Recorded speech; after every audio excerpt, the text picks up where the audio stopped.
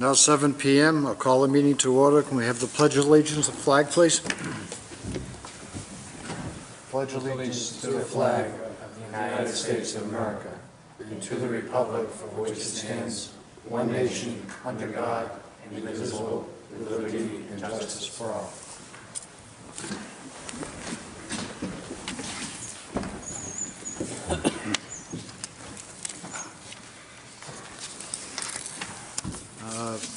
Need a motion to approve the minutes of October 6th. So moved. Second. All those in favor? Aye.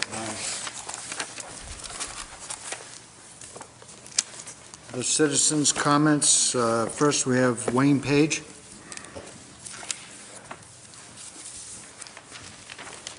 Good evening, Wayne Page, 90 Old Common Road.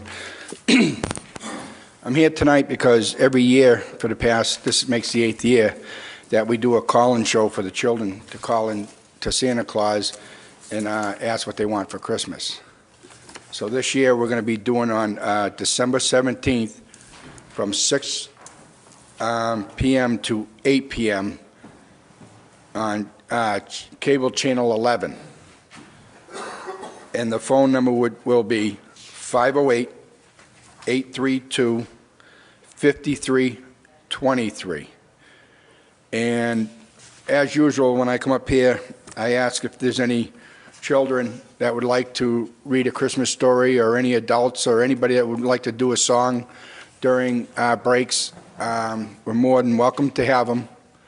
And to do that, you would have to call me. My phone number is 508-832-3581. We welcome anybody and all that would like to come either do a story or do a song. And hopefully we have another good, I think we had approximately 600 phone calls last year from children, and it was a great thing, and it went very well. And that's why I'm here tonight, just to let the public know. And that's it.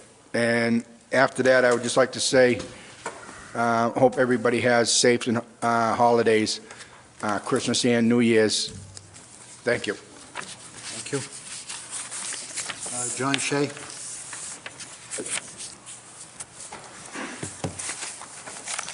Good evening. John Shea, Oakwood Ave, Auburn, Mass. Some of you people know me, some don't. I've been a resident of town for 61 years now, and those of you that know me know I care a lot about this town and what happens with it. I don't come up here on a weekly basis or a monthly basis or whatever. I only come up here when there's something on my mind. And tonight there's something very serious on my mind that has to do with safety issues at our highway department. Before I go any further with this, I realize that you people have your hands tied and there's only so much that you can do with the day-to-day operation of the highway department. But when it comes to the safety and liability of this town, this is where I think you people need to step up to the plate. I have with me, and I'll be more than glad to pass this out to each and every one of you, 17 vehicles that the town owns that are past due on state inspections. Some of these vehicles go back 1 year past due. Each and every day that we send these vehicles out on the road with our drivers and operators, number one, we're putting their licenses in jeopardy. We're putting the liability on this town like there's no tomorrow. If one of these vehicles were to get into an accident and it's found that there's safety violations with them, I don't think this town can afford one more lawsuit. And that's what we're looking at here. Now, I've talked to several people about this before, and they tell me, yeah, we're aware of it. We're aware of it. Well, being aware of it and doing something about it is two different things. That's why I took the time tonight, where I'd rather be home with my family, sitting against the fireplace on a cold night, than be up here talking to you people about this. But I feel it's serious enough where it's time for you people to step up to the plate and do something about this. Out of these 17 vehicles, 4 of them are sand trucks, 2 front-end loaders, 2 backhoes, 3 sidewalk tractors, all used in the wintertime. If we were to get a major snowstorm tonight or sometime this week, would you allow these vehicles on the road? If one of these vehicles accidentally slipped into another vehicle, hit a school bus loaded with kids, where is this town going to stand? I know what it's like to be out there because years ago I plowed for the town. Years ago I was an employee of the town, back in the middle 60s.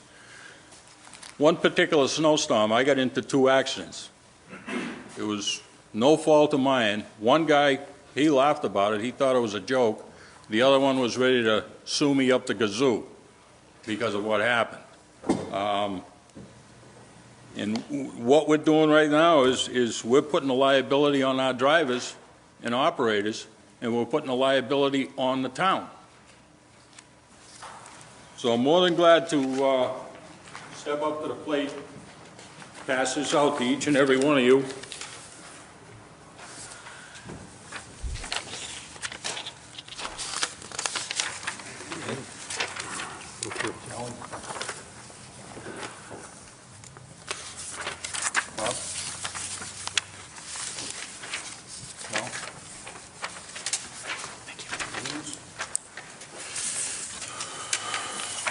Thank you.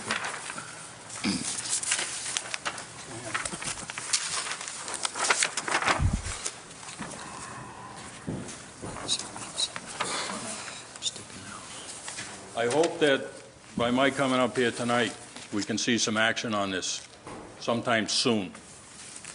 Before, like I said, before this town gets involved in another lawsuit.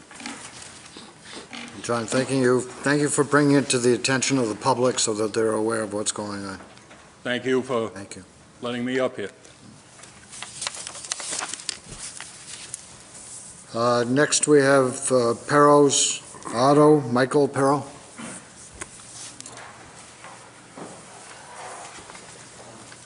Good evening. My name is Michael Perro. The reason I came up is the license renewals are coming up, and they were talked to about the signage. I do have banners that are in front of that are on the street or on the pole in front of the street. And of course, the reason I came up to voice my opinion is we've been pretty much in a downside, and I don't think the banners are gaudy, but they do help attract a little bit of attention. And with the tax rate the way it is, and I pay a pretty large amount in taxes, all I'm saying is I'd hope you consider that, well, the banners that I have kind of help let people know you're there. And so I know that you have the rules that you have to go by, but I hope you consider the businesses on the downside. Taxes are very high, and we're trying to pay them. But, you know, if we could get a little bit of help, we kind of sit down a little bit. That has nothing to do with you or anything else. That's my end of it. So I hope you consider that, you know, because we have a banner up that in order to, we'd have to, if I take the banners down, then they renew the license. But if you don't take them down, I guess they don't renew the license. And I just wish you consider the times and how things are going when you make that decision. Michael, I'd just like to, the code enforcement officer, I don't believe is here this evening. I think a banner can be up for a 7-day period, and it has to come down legally on town bylaws. Now, I realize conditions are tight, times are hard, and so on, but we still have to go by the rules and regulations, and we can't make exceptions for one, because the next person's going to come along, the next person's going to come along, and everyone's going to be doing it, and they'll be popping up all over the town. We have to live by the rules and regulations. I see. Now, are you able to apply for any type of variance for that type of, No, banner? it's spelled out in the bylaws that everyday banners are not allowed on a property without a permit, and with a permit, I believe it's good for 7 days. all right then. I thank you for. We're not trying to be hard on you, but we have to live by the rules and regulations. Thank you very much. You're welcome. Anyone else have any comments on that? No. Brian Casey from Motor Service, He left. He's all set. he left. He'll be here next week.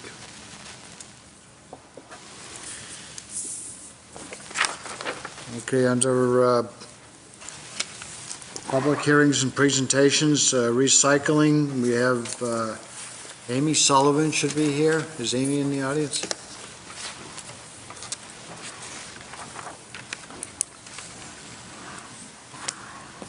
Hello. So I'm just asking the town right now to sign a resolution to make a concerted effort to recycle more paper, in addition to cans and bottles and everything else you may be recycling. Paper's often overlooked, office paper, catalogs, flyers this time of the year. That stuff accumulates really quickly.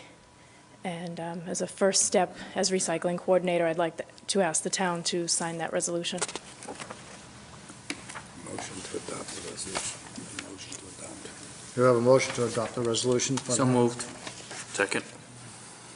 Any discussion? All those in favor? Aye. Aye. Thank you. Thank you. Agenda item 4B, change of manager for Piccadilly Pub. No, we're okay on 710. We have an application related to the documents and memo from the police chief regarding the application. We need a motion to open the hearing. So moved. Second. All those in favor? Aye. Aye, there's a vote. Welcome. Hi. I'm Rhonda Aspinall. I'm the new general manager at the Piccadilly Pub in Auburn. Tim Taylor, I'm the Director of Operations at Piccadilly Pub. Okay, this is only a change because the ownership changed and you're on the alcoholic beverage license? Correct. Anyone have any comments? Mr. Westman? No, just out of curiosity, you probably, you've been to tips on all those programs, I Yes, I imagine. have. Yes, I am. Yep. All right, thank you. Any other comments from the board? Motion to close the hearing? So moved. Second. All those in favor? Aye. Okay, we have a motion to approve her as change of manager. So moved. Second. All those in favor? Aye. This is a vote. Thank Good you. luck. Agenda item 4C, motor vehicle class 2 license, Midstate Auto Group Wholesale Outlet. We have an application and a letter from the development, the DCG concerning the application. Motion will be ordered to open the hearing. So moved. Second. All those in favor? Aye. Aye. Hi. Welcome. Ray Butler, Midstate Auto Group. Currently at 810 Washington Street right now, and we're looking to expand and open the 893 Southbridge Street as like a little wholesale outlet, just put whatever. I just want to do standard operation, what they were doing there in the past. I think it's a 12-car license. So there's no change other than you're occupying additional space. That's it. They were operating before as Deb and Den's. We're just going to do the same thing. And there's no service there or There's a bay, but right now I'm not, because we do service up at 810 Washington Street. I don't need to do that there. okay, but if you don't have that on your license, then you won't be able to have service there because you won't have permit for it. Yeah, I haven't applied for that yet. I guess I could, and if we do, decide to do that, I will in the future. Right now, though, I just want to use it as a secondary lot. Any comments from members of the board? Mr. Westerman? Yeah, have you talked to the DCG group in Yes. town? They got 3 items listed. Any new signs put up, you have to, talk to them. And then the other one is no parking on unpaved surfaces. And a number of the cars to be sold on the property must be listed on the license. So you're gonna have to, the number of cars you're gonna sell, and if there's anything else you have to know. I think it was 12 cars I can display, and then, of course, they'd all be parked on pavement. What was that first one? Any signs? The signage needs to be. Oh, I haven't done that yet. I think if I'm gonna change the sign, I mean, if I'm just gonna do a regular, like, wooden sign or something, or plastic sign, then I'll come and get a permit for that. But if there is a illuminated sign there that was priorly used, if I'm gonna do that, I'll get a permit for that also. Okay, just make sure that it's with the new bylaws. There were some changes made in signage, so Okay. I don't want you to have to expend on something that you might find that's Yeah, going forward isn't up to code. yeah, no, I'll come down for a permit first before I do that. Any other comments? Is there anybody here from the DCG who can establish that 12 is the right number for the license? Ken, thank you, Matt. Yeah. Thank you, Matt. So then my question is, the plan that you're showing here shows 15 vehicles, I think that was the old plan. It's just gonna be 12. just 12. And then, Matt, in addition to that would be for employee parking? Then in addition to those 12, does that 12 include employee parking? No, that's not how it was presented to us. 12 was just for how many were going to be sold on the lot. Okay. And I assume then he has to provide for Customer. customers and employees. Yep. Move to Any other close the hearing. comments? Motion Second. to close? All those in favor? Aye. Aye. Okay, we have a motion to approve. So moved. Have a second. Second. Second, in discussion that we stipulate the requirements of the DCG and the 12-car requirement on the license, otherwise it can't be enforced. Okay, is that okay with the motion in the second? Yep. Okay, all those in favor? Aye. Thank you. Thank you very much. Thank you.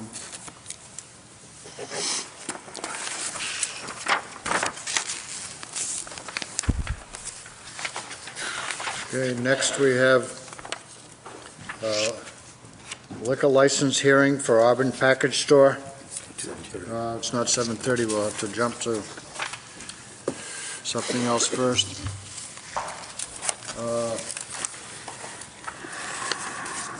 Under appointments and resignations, Section 5A, committee vacancies, the board continues to advertise for members for the Traffic Advisory Committee. No applications have been received. The Youth Commission, no applications have been received. The Natural Resources Planning Program and Open Space Recreational Planning Committee, the board has not yet received a recommendation from the committee on the enclosed applications. Therefore, there will be a motion to appoint Joanne Marcotte for a term of 6/30/09 would be in order. So moved. Second? All those in favor? Aye. It is a vote. Alternate delegate for Central Massachusetts Regional Planning Commission, no applications have been received.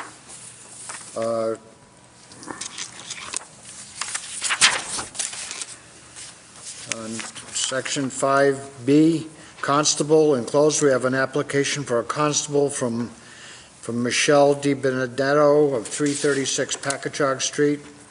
The police chief has signed the application. A motion would be in order to appoint Ms. DiBenedetto as a constable for a term until 6/30/11. So moved. Second. All those in favor? Aye. Aye. It is a vote.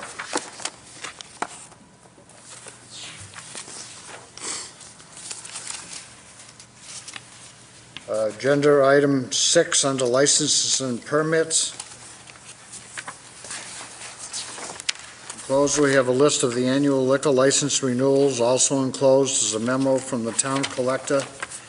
The DCG and Ms. Beauregard explaining information she received from the state's ABCC regarding the all alcoholic license of Chieftain Package Store. If the board considers not renewing the license of Chieftain Package Store, a motion would be in order to schedule a hearing on Monday, December 15th, and to notify the business owner. There are no issues with the issues identified by departments regarding the other licenses listed. A motion would be in order to approve the annual license renewals, provided that all applications, requirements of the state, town, and its departments, boards, commissions have been fulfilled. Said license is subject to the conditions stated upon it, and failure to comply with any and all conditions shall invalidate the licenses and render them null and void. As a member wishing to not renew the license to Chieftain's Package Store, I move that we schedule a hearing on Monday, December 15th to notify the business owner. Second. Do we have a second? Second. Discussion? All those in favor? Aye. Aye. Okay. Now, what about the rest of the list? I move to approve the remainder of the list. Second. Any discussion? All those in favor? Aye. Aye, it is a vote.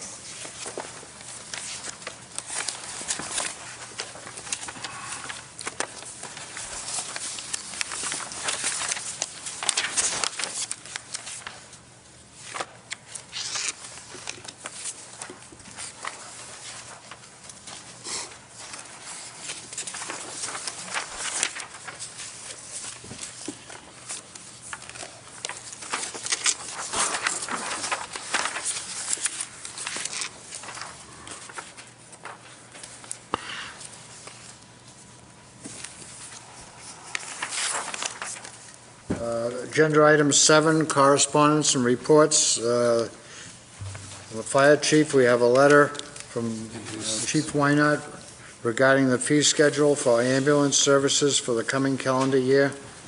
Chief is requesting that the board vote to approve the schedule. Good evening. I'll go back to it. Anybody, I just, you have a copy of the fee schedule, correct?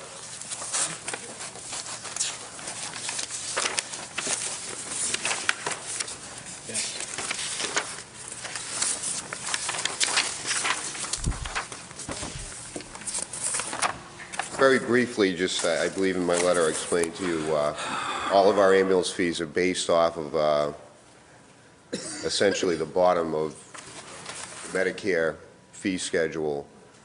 The fees that I'm presenting before you, because those Medicare fees and fees for any Medicare licensed insurers such as like Tufts Senior, Fallon Senior, those are all set and regulated by Medicare, by the Healthcare Center for Medicare Service. The fees that are before you tonight are the fees essentially that we charge to private insurers such as Cross Blue Shield, Fallon, Harvard Pilgrim, those types of things. They're based on a 30% above the Medicare base. The average for a private ambulance service is Medicare plus 60%. Medicare plus 30% is pretty much the norm in the state for municipally operated ambulance services. And other than reading you the whole list of fees, if you have any questions, I'd be happy to answer them. So my question to you is, I guess, given the fact that our costs go up each year, have the Medicare allowance themselves gone up this year? I believe they have. The only one that they dropped back on, and I'm not sure the reasoning for it, was the mileage fee. We don't typically, we charge mileage, but it's a flat rate because from anywhere in town to the furthest hospital away is 10 miles, and they only charge mileage incrementally beyond 10 miles. Okay. So we charge a flat fee for mileage. So I guess what I'm getting at is, if when we say we're keeping it Medicare plus 30, we're covering any cost increase because Medicare has gone up. Typically, Medicare goes up about 3%. The Medicare reimbursement rate goes up about 3%. Very good. I just want to make sure we're covering our costs. Any other comments? Move to approve the fee schedule as presented by the chief. Second? Any discussion? All those in favor? Aye. It's a vote. Go back to annual license renewals. I skipped over the list of annual license renewals. All appropriate departments have been reviewed. The list, no issues have been indicated. A motion be in order to approve the annual license renewals provided that all requirements of the state, town, its departments, boards, commissions have been fulfilled. Said licenses are subject to all the conditions stated upon it, and failure to comply with any and all conditions shall invalidate the licenses and render them null and void. So moved. Second. All those in favor? Aye. There's a vote.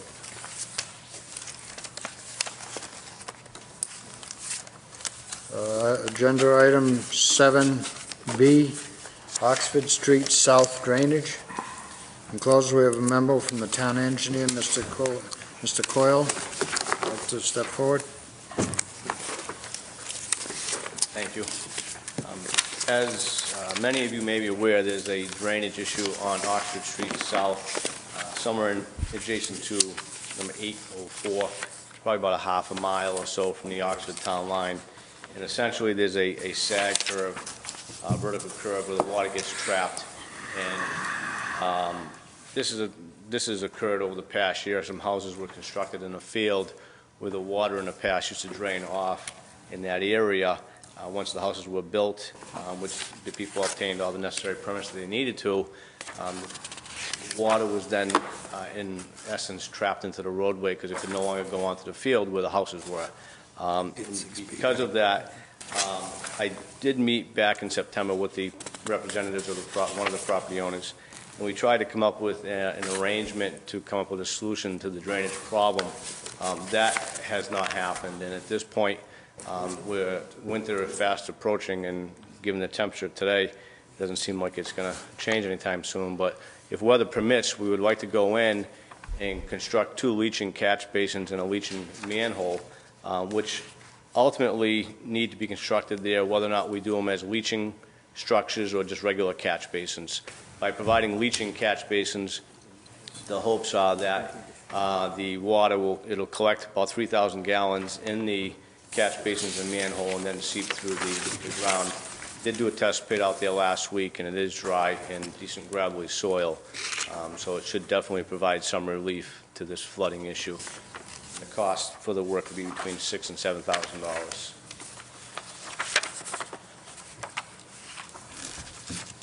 Mr. Westerman. Yeah, I make the motion, we accept engineer's recommendation. I've been down there, and it's a disaster down there. And hopefully this can, take care of the problem. Second. Any discussion? All those, I'm sorry, I just want to Bill. Bill, is it not the case, though, that a site development's not supposed to change the flow of water? I mean, this has come up before where we've had to have the developers, again, just where we don't have money to be laying out $6,000 to $7,000 of it is the responsibility of the developer. 67. Whether or not who's responsible and how this happened, I'm not sure as far as if there was any legal rights for this water to be draining on their property to begin with. I know once something has happened for 20 years, there's prescriptive rights that can be argued that it can continue to happen. Not being a lawyer, I can't say whether or not the time to go after the developer and say that they have some ownership in this. It would seem as though there's some responsibility there, but I think the fix may be less than what the cost would be to pursue that. And ultimately, my concern right now is that we get something in there before winter gets here. This solution is not going to be it's not going to work for every storm event. Based on the calculations, about a half-inch storm event, this system will collect. Beyond that, there's no outlet to this, and it will still flood the roadway. Eventually, we will drain to daylight, and I'm hoping to continue working with the property owners to a solution. I believe that they feel as though they do have some stake in this as well. So I'm hoping to continue working with that effort. Mr. Page. Wayne Page. Been on the highway for 22 and a half years approximately. That issue there was an issue even prior to that house. That area there has been an issue I would say at least 15 years. It's been constantly, it's been a mess. It's not because he came in and built the house. It's because it's been there for about 15 years, and as a town, it hasn't got repaired because it is a problem because of the way the land is over there, the way the water settles there, it breaks up the road, and we've been patching it and doing it for years and years and years. And there's got to be a solution to fix it. And that's it. I just don't want to see somebody get blamed for something that's been a constant problem for at least 15 years. Thank you.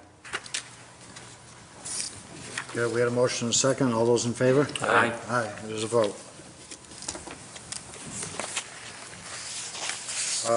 We'll go back to agenda item 4, liquor license violation hearing, Auburn Package Store. Enclosed, we have a copy of the notice sent to Auburn Package Store regarding the hearing on allegations of the sale of alcohol to a minor. Enclosed is the board's liquor license policy and a policy regarding violations. Also enclosed is the procedure for the hearing. A motion would be in order to open the hearing, first of all. So moved. Second. All those in favor? Aye. Then we'll take testimony first from the police department. Swear them. Swear them. Do you swear it's all the truth and the whole truth? I do. I do. Thank you, Mr. Chairman. As you know, from time to time, we conduct alcohol compliance checks with liquor license holders in town. Detective Sergeant Jeff Laurie ran the last sting operation that we did, which is the reason for the hearing before you today. You'll hear from him. He'll explain to you what transpired during the sting. At the conclusion of the hearing, if you find that, in fact, there was a violation, I'd be happy to make a recommendation with respect to the liquor license before you.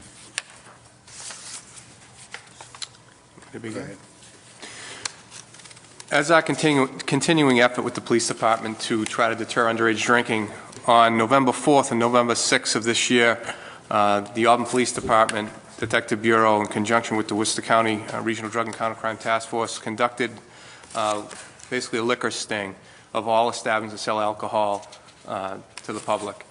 That includes pouring establishments as well as package stores. All Auburn Police Department sting guidelines were followed, and if you have any questions in regards to that, I'd be happy to answer them. We used a minor, a person under the age of 21. That individual was sent in to every establishment in town that was open for business.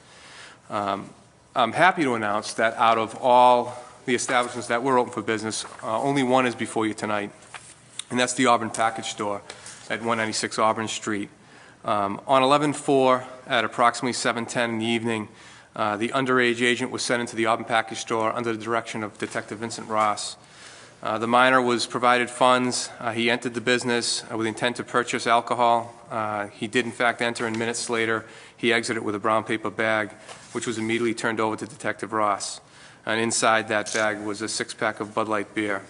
The minor advised us that he wasn't asked for any identification during the time the transaction occurred. There were 2 employees on duty. That employee was identified by Detective Ross, and that would be the police department's evidence before you today. Board members have questions or comments? Mr. Westerman? Dr. Laurie, the guy just walked in there, went down a pool or whatever, come out to 6-pack, and that was it? Correct. Nobody asked him any questions or anything? No. The way we conduct these things, there's no identification on the minor. The only money that's on their person is the money that we provide. And basically he walked in with nothing and walked out with a 6-pack of beer. Yeah, thank you. Any other comments from board members? Any comments from the public?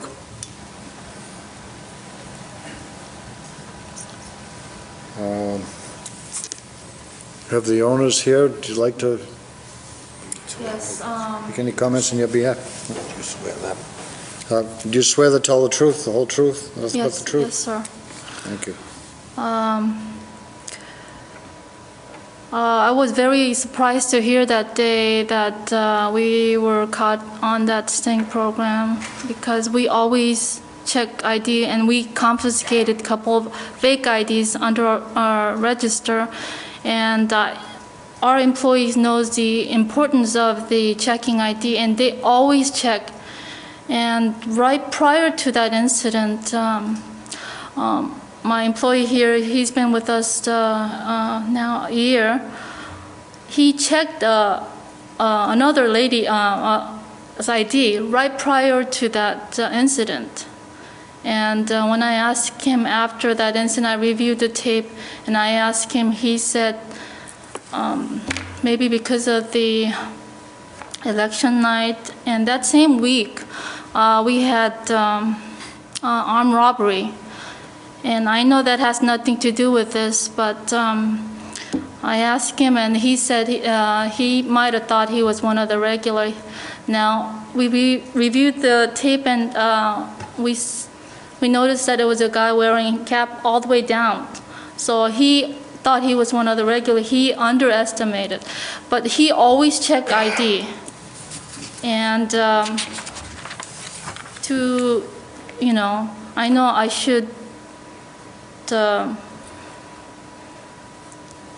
I always emphasize, so instead of, I know the importance, so instead of letting him go, I make him go to an alcohol serving program for 3 hours, which he did, and he has a certificate here. And this is just merely just a mistake, simple mistake. And now he knows, and he's very apologetic. And I would greatly appreciate this as a warning for us, and that this wouldn't happen again. And if we lose a license for a day, that would have a big impact on us, because just last week, last Saturday, we were hit again. So I'm just making a plea to give us a warning for this time. Do you have any questions to ask of the police officers? No, because I was very surprised to hear that day, because we always check our ID. And when he told me the date and time we reviewed it, he checked the ID prior to that, but that incident he didn't check ID. Do either of you have any questions to ask of the No, sir. owners of the package store? Okay. Can we hear the chief's feeling is on this issue? If you so find that that there was a violation, my recommendation would be a one-day suspension of the license to take effect sometime after the first of the year. She is correct when she says that they were robbed again over this weekend. They were the victim of an armed robbery. It was actually almost a month to the day that they were robbed again. They have suffered a financial loss, and I believe if you allow them to remain open during the holiday period, it would afford them an opportunity to hopefully recoup some of the money that they had stolen from them during each of the armed robberies. They also had a violation back in 2005. However, I believe, according to the liquor law policy, this would revert back to a first offense, which would warrant only the one-day suspension. Mr. Westerman. I got a question for you, ma'am. Yes. How many employees do you have? Well, we have 3 employees, 3 part-time employees. Are they all been tip certified? Yes, they are. The other employee's been with us for over 6 years, and he never had any, they both don't have any problem. And Casey's been with us for a year, and I always see him check ID, so I didn't have any doubt. We weren't going to pass this time. And so this time I made him go to the alcohol serving program for 3 hours at Clinton, Mass. and he got the certificate, and now he knows the seriousness of this, checking ID. He doesn't underestimate anymore. But the other people are certified, am I correct? They don't have the certificate, but if you want me to, I could ask them to take classes also. I recommend it. Okay. Thank you. Any other comments from Mr. Valentine? Do we need a motion to close the hearing? Yeah, I know, before I realized, that was next. Okay, motion to close the hearing. Close the hearing. Second. Okay, we have the facts presented. The issues have been brought up, the appropriate, we have to make a finding on the violation of the statute by bylaw or regulation that occurred, and the suggestion of the chief would be 1 day after the first of the year. We need to be specific on if we should vote in that manner, which day of the week. It should be day specific if we are going to vote on the 1 day pulling of the license. Mr. Chair, I move that we find the license having been... Oh, but we didn't vote to close? Correct. Sorry. Motion to close. It's been moved. Moved, Yes. okay. So moved. Okay. So, Mr. Chair, I move that we find the license has been violated, and that we, to Chief's recommendation, we set Friday, January 9th as the day it be closed.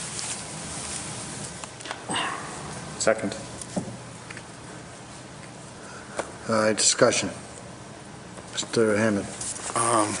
To the chief's recommendation, I would actually like to ask the owner what day would be, would they prefer, if they could choose, what day would be have the least impact on your business in light of the 2 robberies you've experienced? I would have it maybe after the holiday, January 1st, or if I know it's our fault, but if I could, we do donate over $1,000 each year for the town, but instead of closing 1 day, I would like to give back to the community that our profit for that day.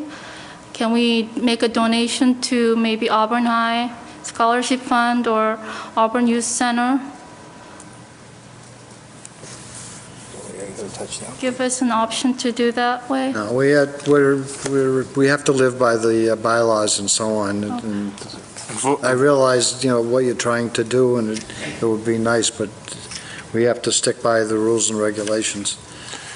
So it would have to be 1 day. And what he's asking you is which day of the week after the first of the year would be the least harm to you in light of your having had 2 robberies in the past 5 weeks? Yeah, it would be January 1st.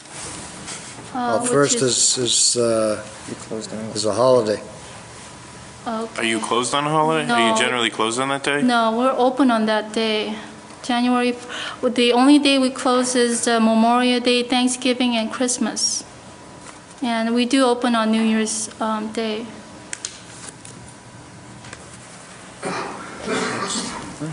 We have a motion and a second. Okay, we have a motion and a second. Any discussion? I didn't know we had a second on that. Yeah, you did. Motion. We did? Yeah, Okay, discussion? I will oppose the Friday, but I would support the January 1st day in light of the robberies they've experienced. I think they do need to have a license removed, but... Okay, well, let's take a vote on the motion and second. Mr. Hammond? No. Mr. Valentine? Yes. Dr. Cribbins? Yes. Mr. Westman? No. Mr. Grossman, no. Okay, I'll address another motion. I move to suspend the license for the date of January 1st. Second? Any discussion? All those in favor? Aye. Aye. There's a vote. January 1st. Thank you.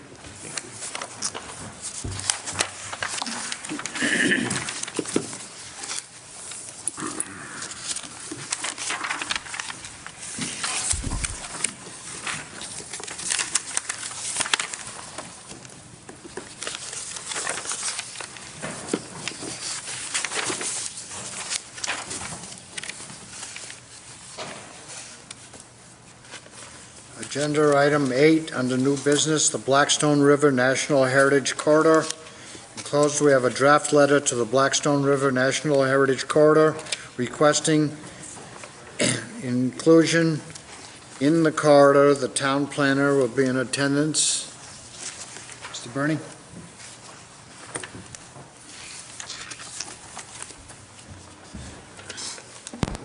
Good evening, gentlemen. The John H. Chafee Blackstone River Valley National Heritage Corridor is essentially a state or a national park, and it's a living park that Auburn is not included in this time.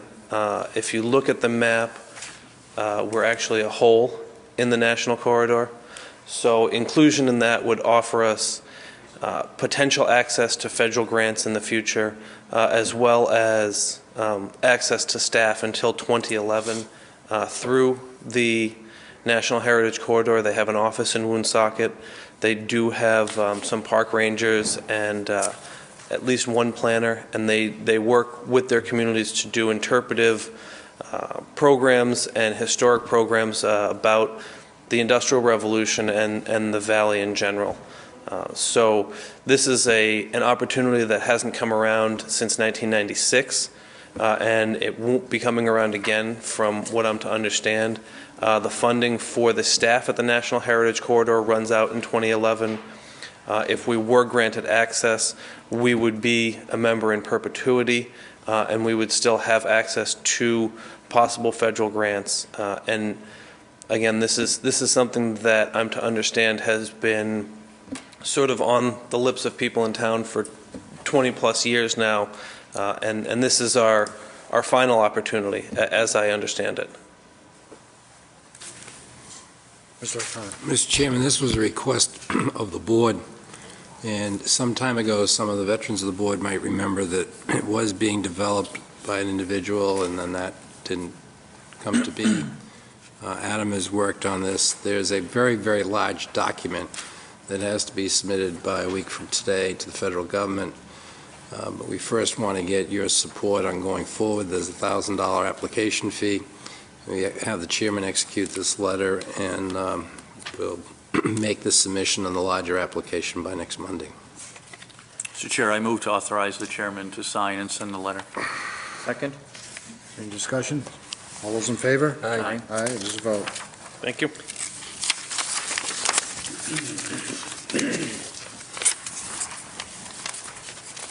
On to gift acceptances for the fire department from Star Scrap Metals, $45.20 for the fire fund gift account. To the fire department from Robert and Ann Kirby, $10 for the fire department gift account. And from the police department, William and Donna Moore, $50 for the K-9 gift account. I have a motion to accept for the gratitude. Second. All those in favor? Aye. Aye, it is a vote.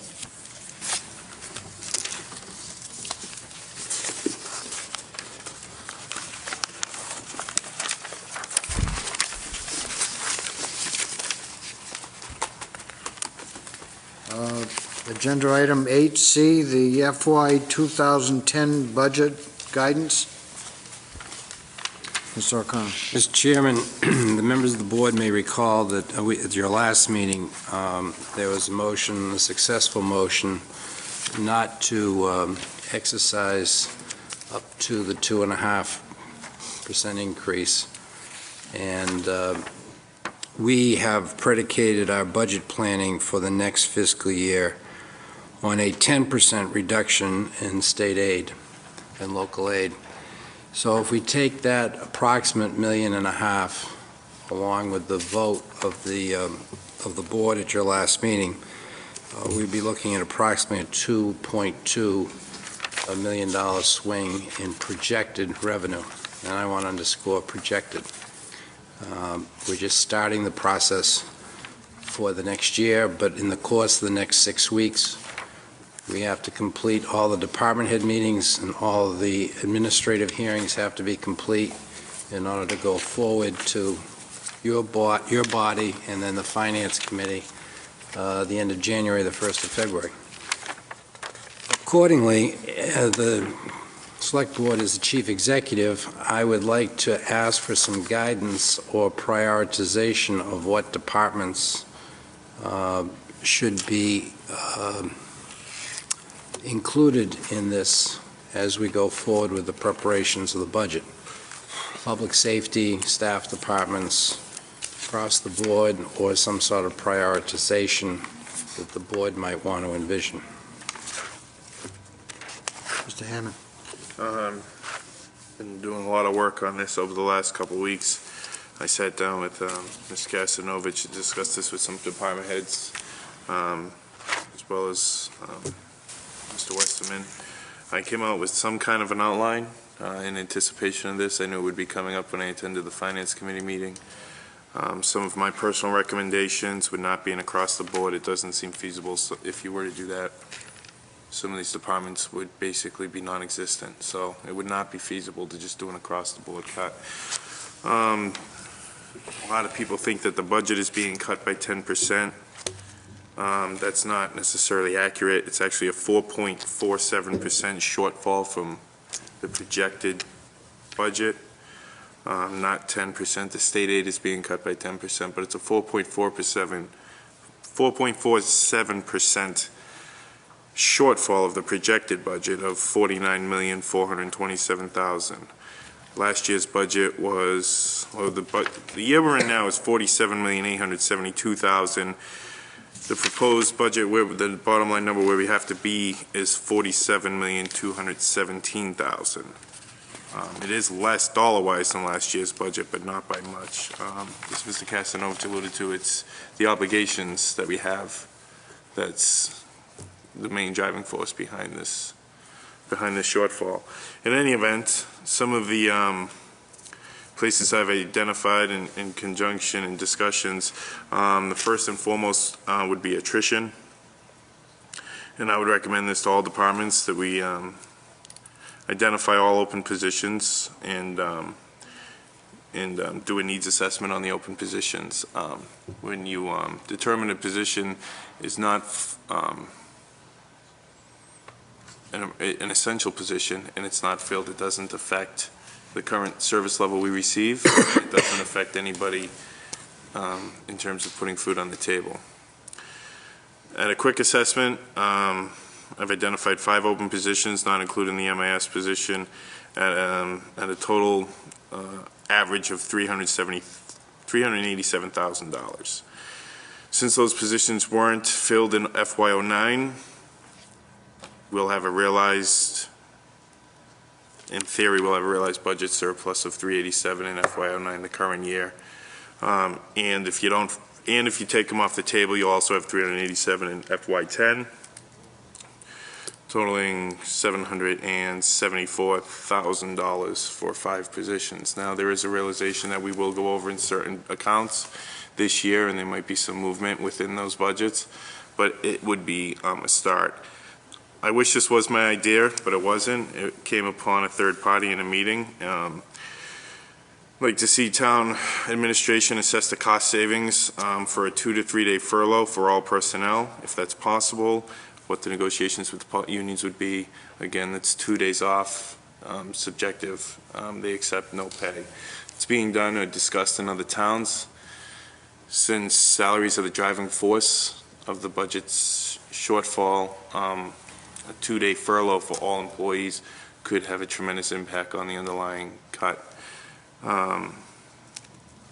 This is a one-time payout, but it's property assessment and a possible auction of land. Take a full assessment of property that the town currently owns, whether through tax seizure, etc. I know we own some abandoned buildings and things to that nature. I'm not necessarily discussing recreational facilities unless they're dilapidated and we have no future use for them or need, and possibly selling them in auction and figuring out what we can get. That would be a one-time cash infusion, but it would certainly help for this year, which is the most important to get through.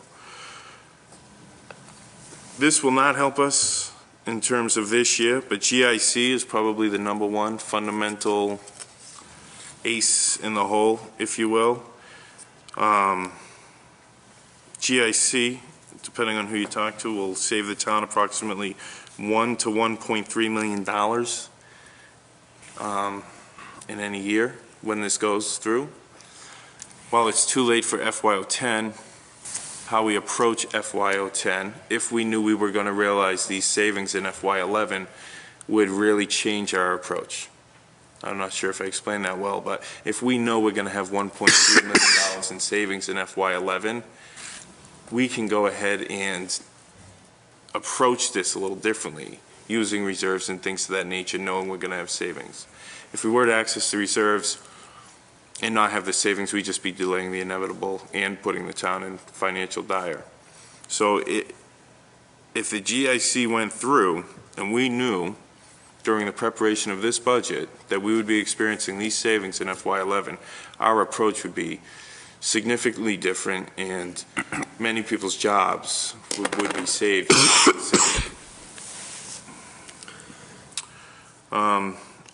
Again, this one would not be an immediate savings, but I think we need to reassess the CIP program and put in caps on personal vehicles in terms of department heads and things to that nature. Scale back the purchasing. It doesn't have a tremendous cost savings in any year, especially the first year you do it. But the underlying debt and interest will put this town on a stronger footing in the future. This one we've recently visited, and it was mileage reimbursement. Mileage reimbursement was just reassessed at the maximum at the maximum federal rate that's reimbursable, in light of the fact that gas was over $4 a gallon at that time. We had great length discussions of the fact that the energy costs fluctuate tremendously now, and there is a need for this to be reassessed probably multiple times during the year. In light of the fact that I saw gas at $1.57 today, I think it would be wise to contact the Finance Committee to reassess the reimbursement.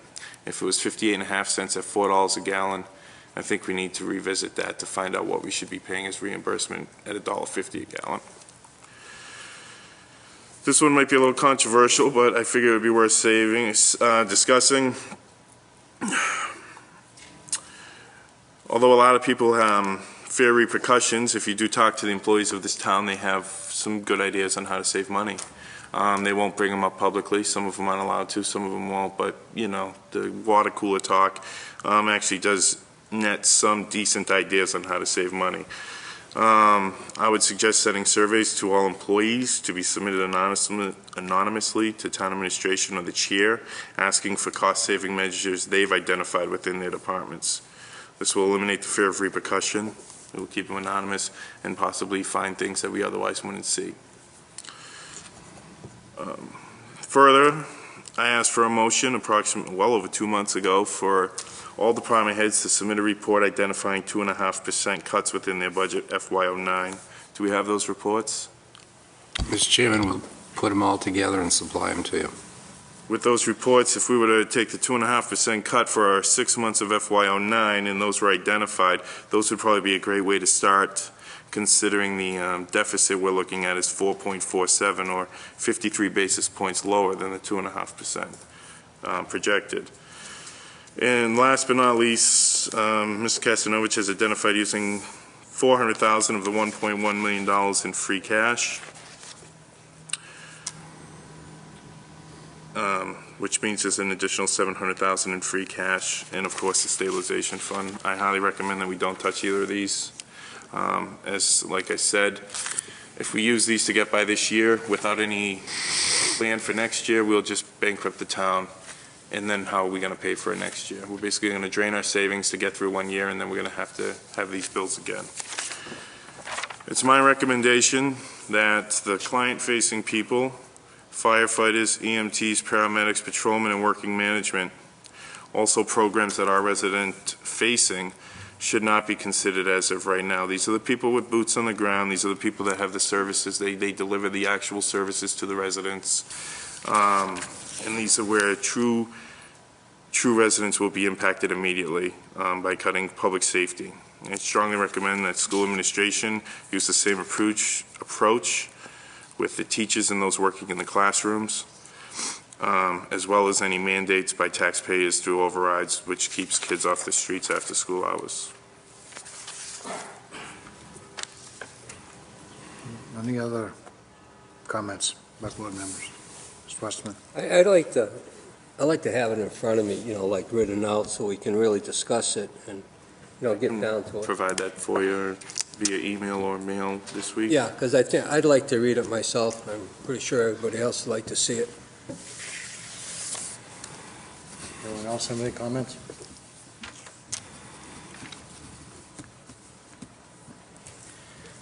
So, Mr. Grossman, I guess I can raise the issue as I'd asked to be put on the agenda for D, and it was questions as we look at, the tough straits that we're in with reduction in local revenues, projected cuts in local aid by the state, the wisdom of this at this time of not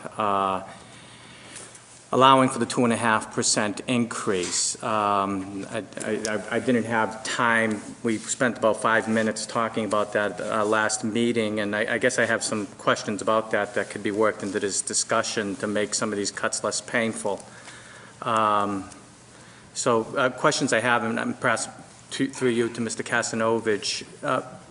Ed, how much, by not allowing the 2.5 increase, how does that benefit the average homeowner? Do you know what that figure is?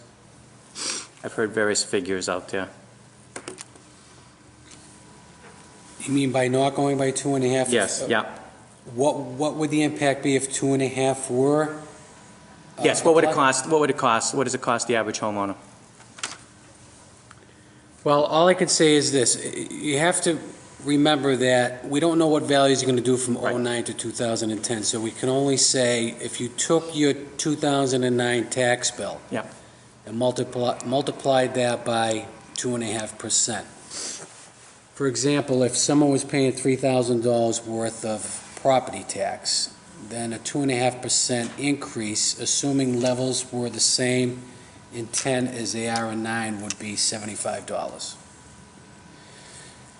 $75 per year tax increase to increase the levy by 2.5%.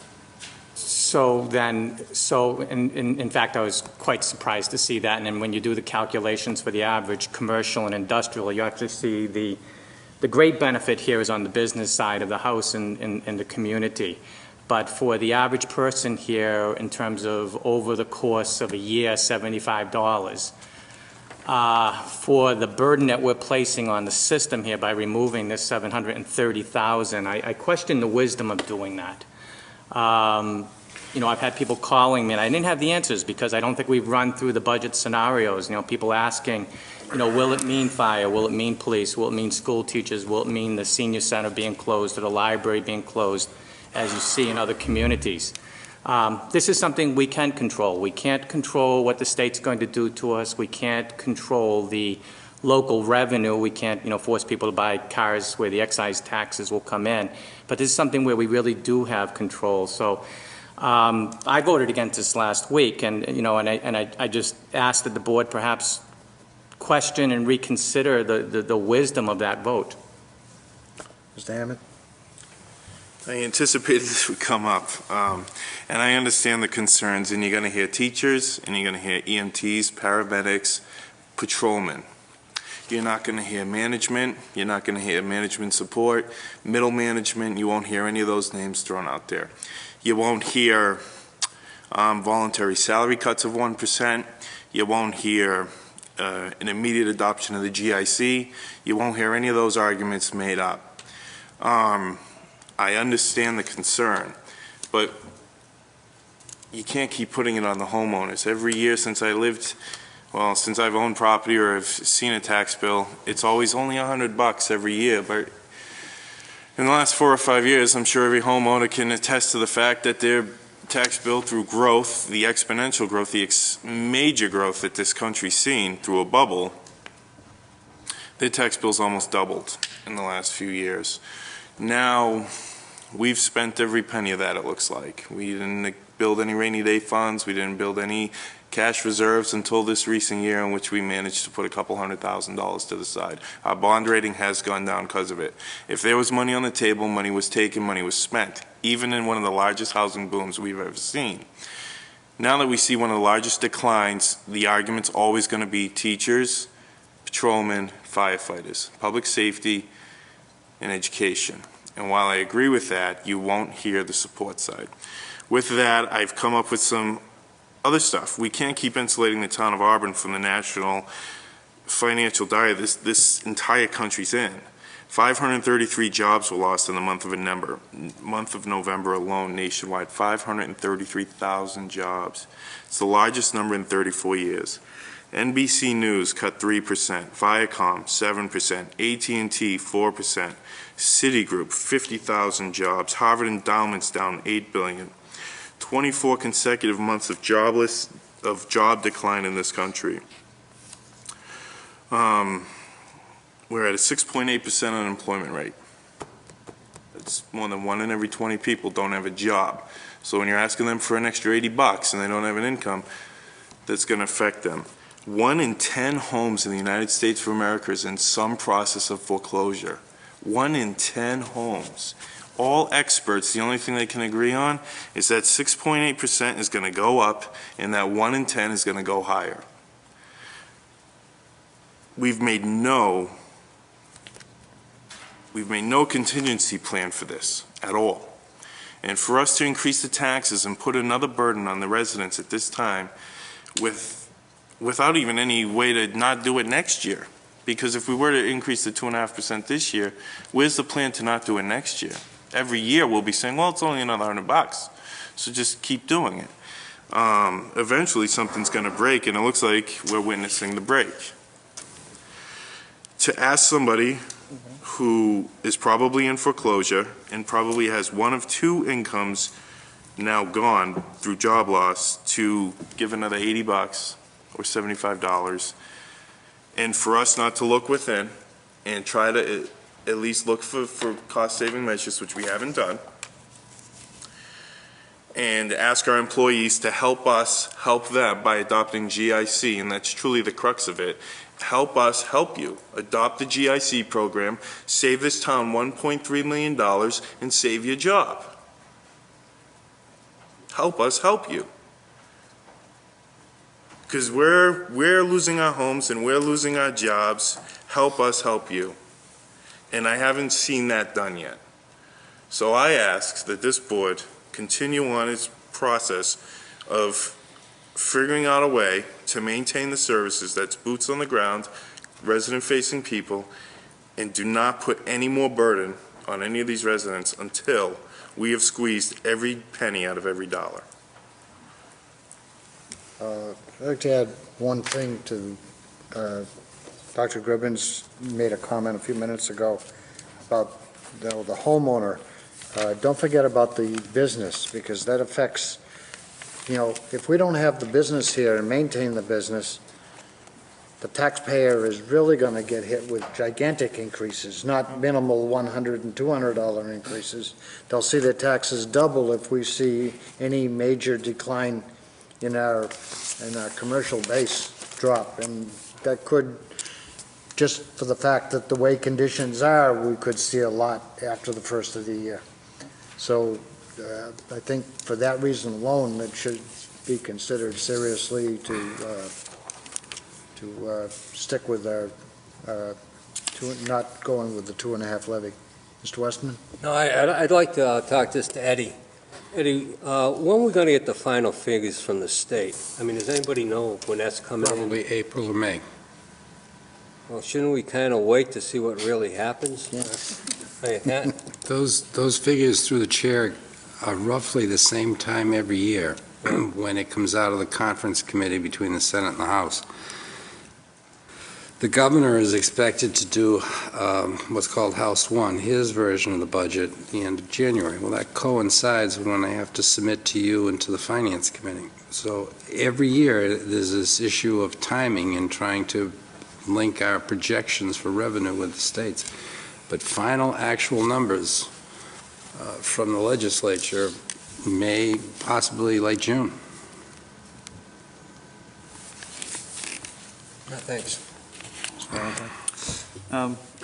So I too voted against the, not raising by the 2.5%, principally because I believe that we already have a rather lean government, and our ability to just maintain what we do requires us to continually raise, because our costs get raised 2.5% every year at a minimum, requires us to maintain that. So I would be the first to admit that it's happened years in the past, and I think we have to be ready for it to continue to happen, because you can't continue to get services that cost you a little more every year without getting a little more in taxes every year. So I think the 2.5 override was a good idea. I'm sorry, the 2.5 limit was a good idea back when it was started, because it puts controls on that.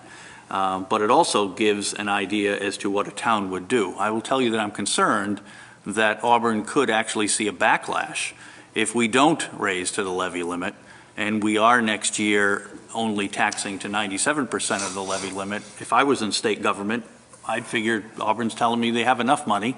They're not even willing to tax to the levy limit. They certainly don't need any more state aid, which is exactly opposite of what we were discussing when we were trying to figure out why we need more state aid. So that's one issue that I think we want to leave out there on the table, and make sure that we understand the impact of telling the state that we don't need to tax to our levy capacity.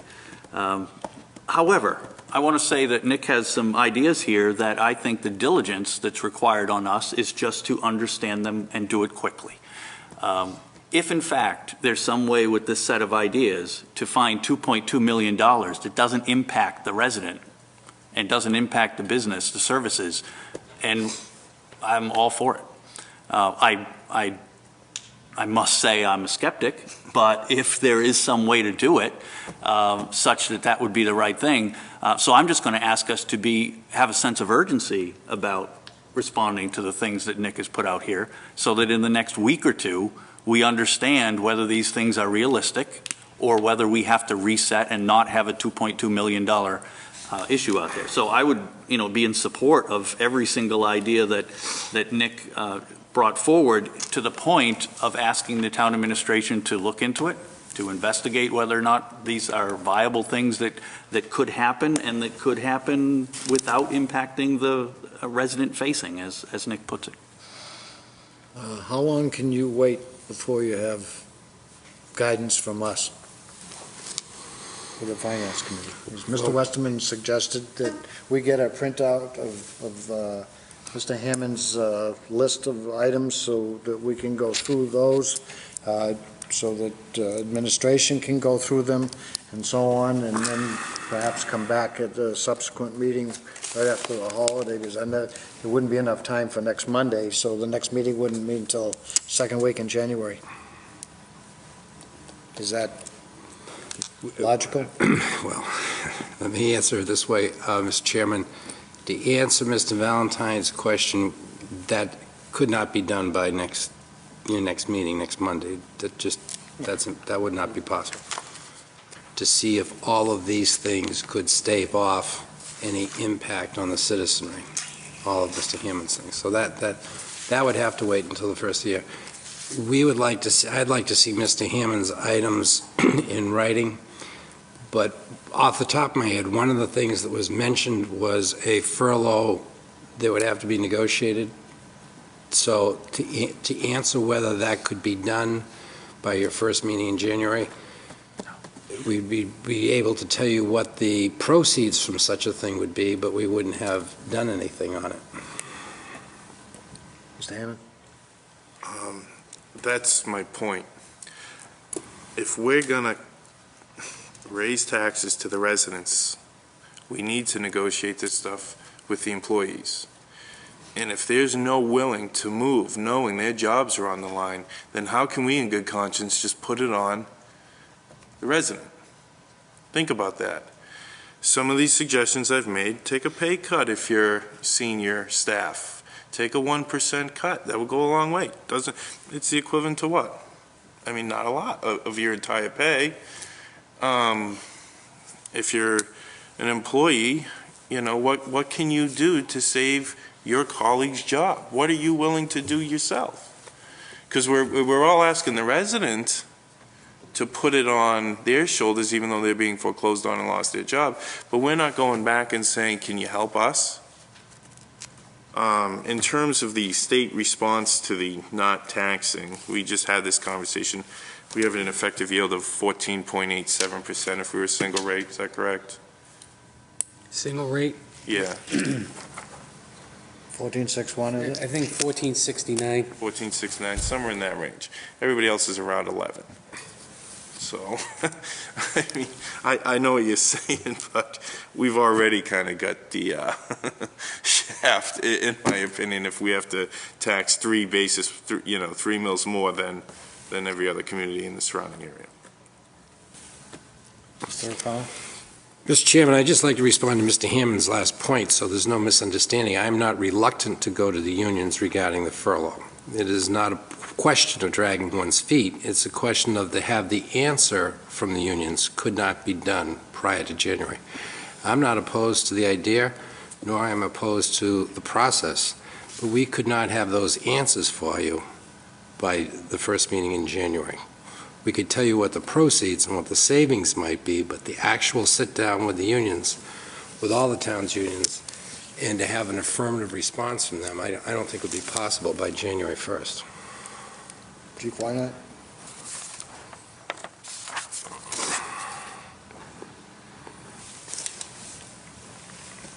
Good evening, Mr. Chairman. Speaking, first of all, let me say, as one department head, I'm not speaking on behalf of any of the other department heads in the room. One of the things that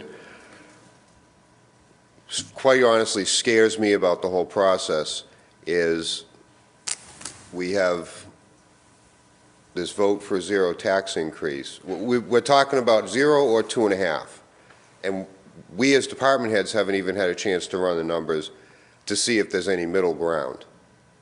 The other thing that I'm going to tell you right now, and I will get up here speaking for myself, I have a 3% raise coming to me in July, the beginning of FY 2010.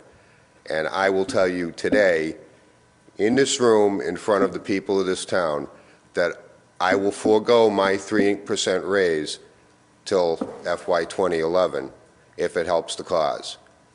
But that being said, I'm not going to be the only one doing that, but I will. I'll make that commitment tonight that I will forego my 3% raise in July to set the tone that, yeah, we need to all pitch in. Mr. Westerman? I actually agree with Mr. Valentine. Why don't we push it, get this done and see if we can get it by the, like the first meeting in January to know which way we're going to go. Okay, we covered both agenda items 8, C, and D. Nick, why don't you prepare that list, get it to board members and to administration and so on, so we can begin to work on that. Yes. I'd just like to commend Chief Wynot. That's a very, very unusual and a very stand-up thing to do. Thank you very much on behalf of the board, I think. Wow, that's very impressive. Thank you. Okay, so we'll take that up at hopefully the first meeting in January. Okay, agenda item 9, old business, the ad for the MIS director.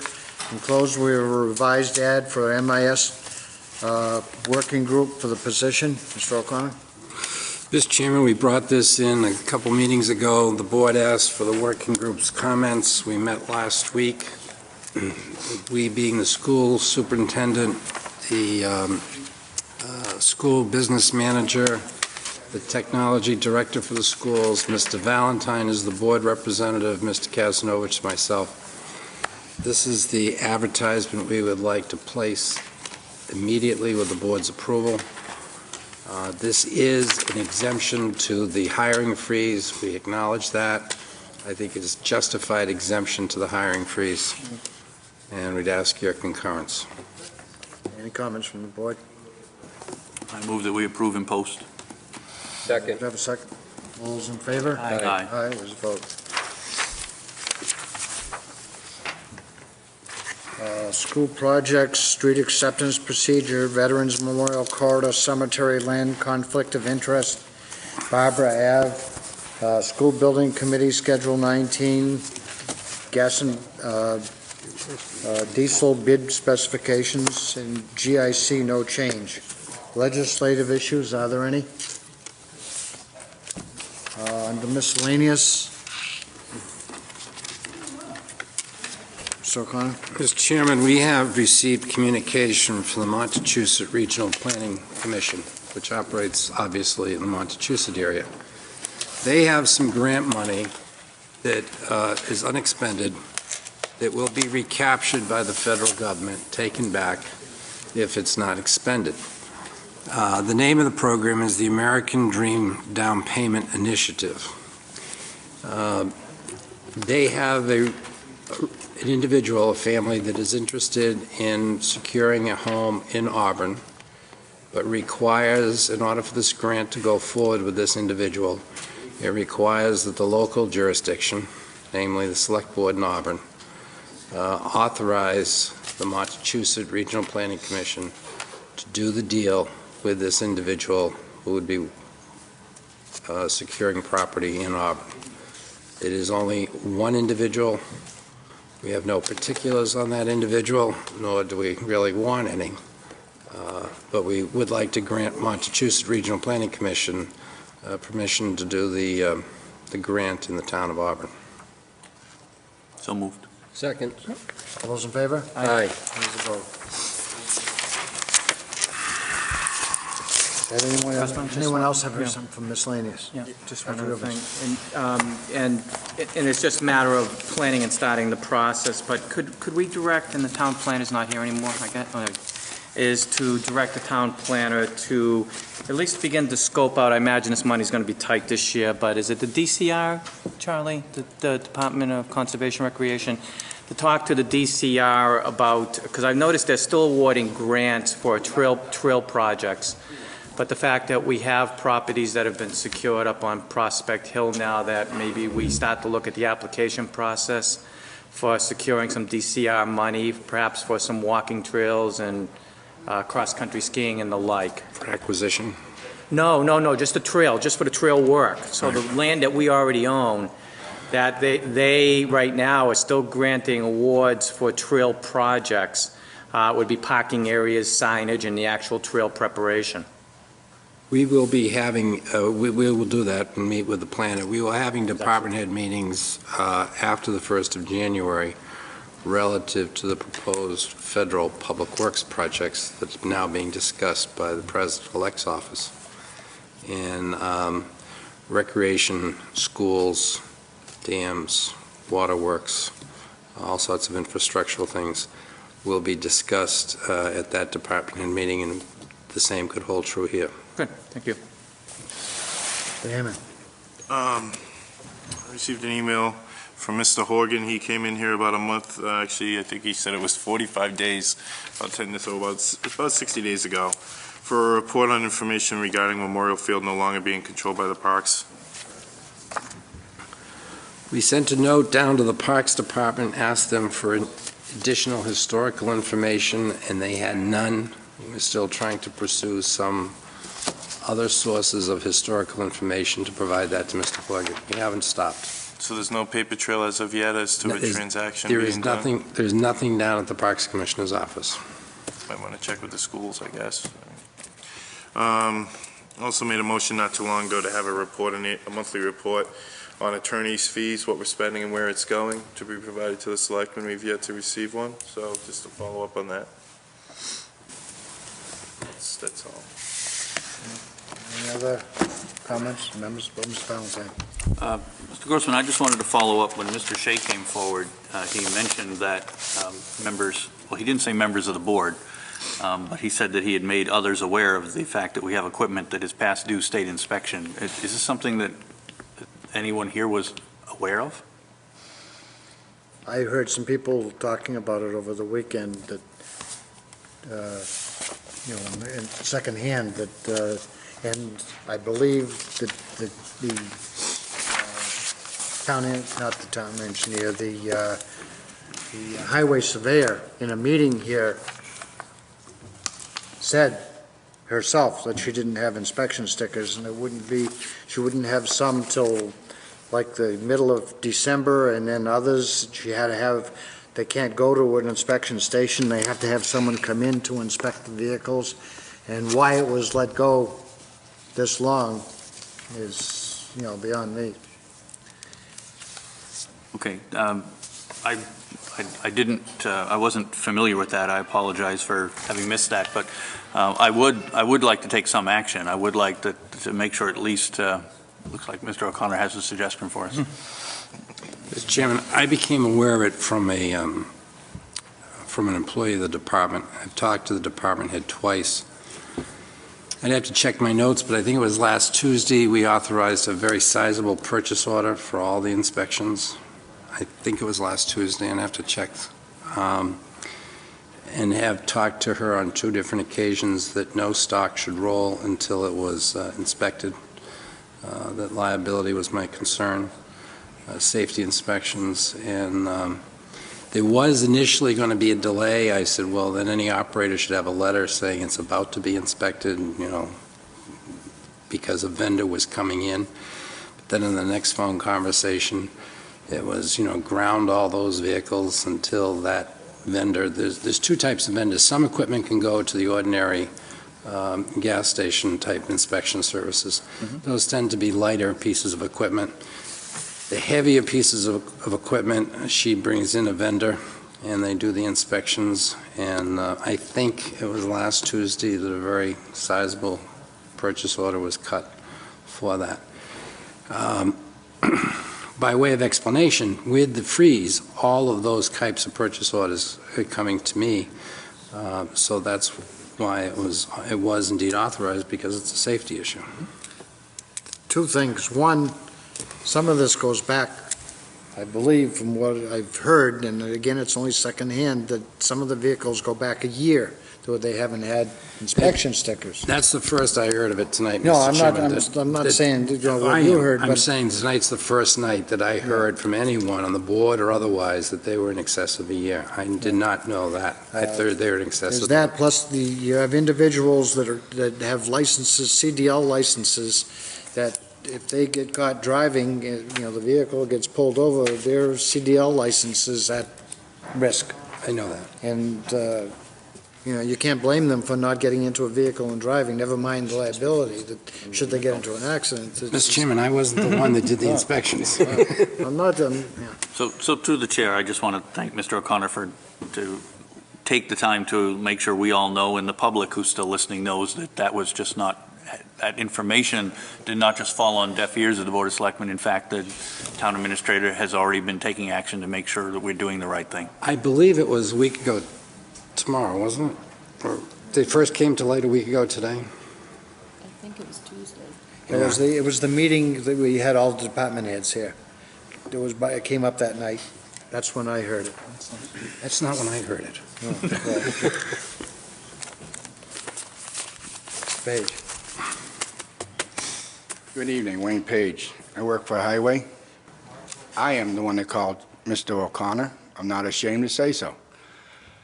And it is true, you're sending people out on the road with the illegal stickers. Something had to be done.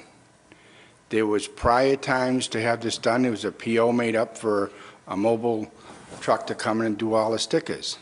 As far as I understand, it was pulled back. By who? I don't know. But I had called Mr. O'Connor because I don't think it was right that anybody would be driving vehicles that were unsafe, didn't have an inspection sticker, and liability to this town for accidents, lawsuits, and something had to be done because it wasn't being done. And Mr. Valentine, to your answer, I am the one that brought it forward, and I would do it again in a heartbeat. Thank you. Thank you. Mr. Westman? We'll get Mr. Hennigan here, but can you tell us, if you can, what's the legal best way out for us? Just ground all the equipment that hasn't been inspected? Mr. Chairman, I'm not going to stop the board from asking your attorney that question, but I can assure you that question has already been asked. That I was in touch with the attorney regarding the liability. I think Mr. Shea stated the position fairly eloquently earlier tonight. If your car is pulled over for not having an inspection sticker, and I'm sure Mr. Hannigan knows this, it can be towed. We're all aware of that. One last time, Wayne, that's it. I know that the fact that there was one vehicle on the road today without the inspection, but it was brought to Darlene's attention. And I believe there's a date of the 15th where all the bigger vehicles will be inspected. But I'm just, it's going to be done, it needs to be done, and we got to make sure that we don't send out people on the road until the rest are done. Thank you. Anyone have anything else for miscellaneous, Mr. Hammond? Yeah, I was made aware of this by John Shea, like, this week, so I was going to bring it up, but he came in, so a little less off me. The other thing was, in terms of that cost savings things, I did have one motion that I would like to make, and that was, I was hoping to get I'll make it official. I move to request a report from all departments identifying all new positions created in the last 3 fiscal years. Last 3? 3 fiscal years. It's a good way to start, is where you've grown is often sometimes where you contract. So I'll make that a motion. Have a second? Second. All those in favor? Aye. Mr. Chairman, just for clarification, when Mr. Hammond's motion, is he talking about the school department? Or All you said departments. All departments? All departments. Okay, that's it. Okay, we'll take a 5-minute recess before we go into executive session. The motion will be ordered to go into executive session in accordance with Mass General Laws, Chapter 39, Section 23B, to deliberate upon matters which done in an open meeting could detrimentally affect the position of the town regarding strategy with respect to collective bargaining, litigation, and to come out of executive session only to adjourn. So moved. Second. All those in favor? Aye. Aye. Mr. Hammond? Roll call, yes. Mr. Valentine? Yes. Mr. Bivens? Mr. Weston? Mr. Constable?